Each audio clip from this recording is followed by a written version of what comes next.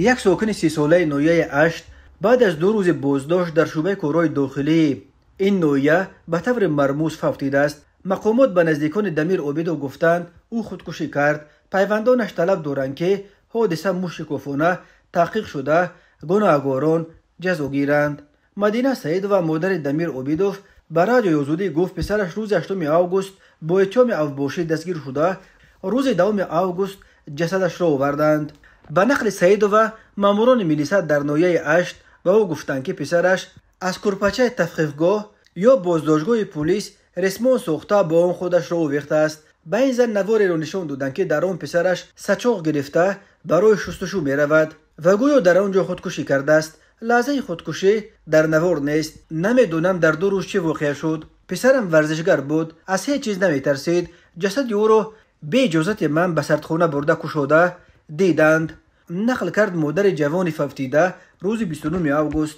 مدینه سعیدووا برای تحقیق مرگ فرزندش به دادستانی ولایت سوغد مراجعت کرده است.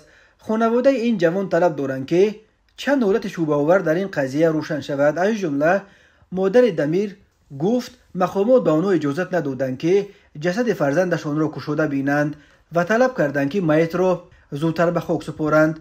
خواستم که پسرم را یک شب در خانه نگاه دارم اما نگذاشتند. کارمندان حکومت نویه و میلیشیا گفتند که خودمون برده دفن میکنیم، نگذاشتند که جسد را بینیم. رویش را کشاییم. یک میلیسا اومده زود میپوشاند. در گوشش روی ملچه دستی مردانه بسته ماندند. آن را کشاده نماندند. میخواهم صدایم به گوش پرزیدنت رسد، گفت او. مقامات در این باره شرحی رسمی نمیدهند.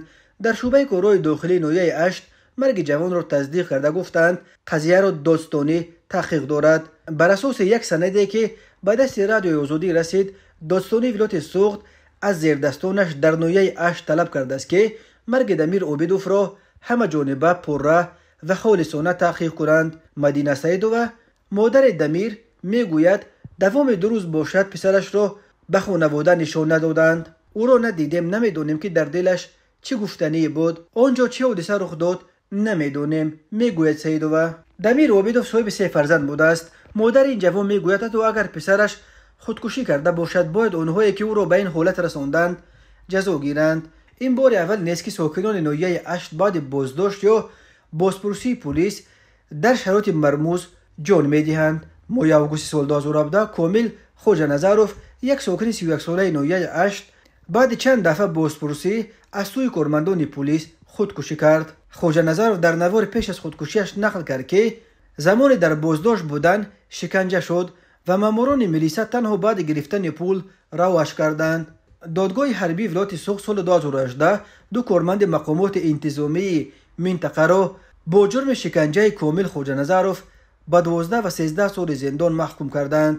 یکی از آنها کارمند پلیس و دومی مسئول شعبه امنیت نویه اشت بود. حامیان حقوق همه باره از شکنجه بازداشت شده ها در اداره های مقامات قدرتی به خصوص پلیس اظهار نگرانی میکنند.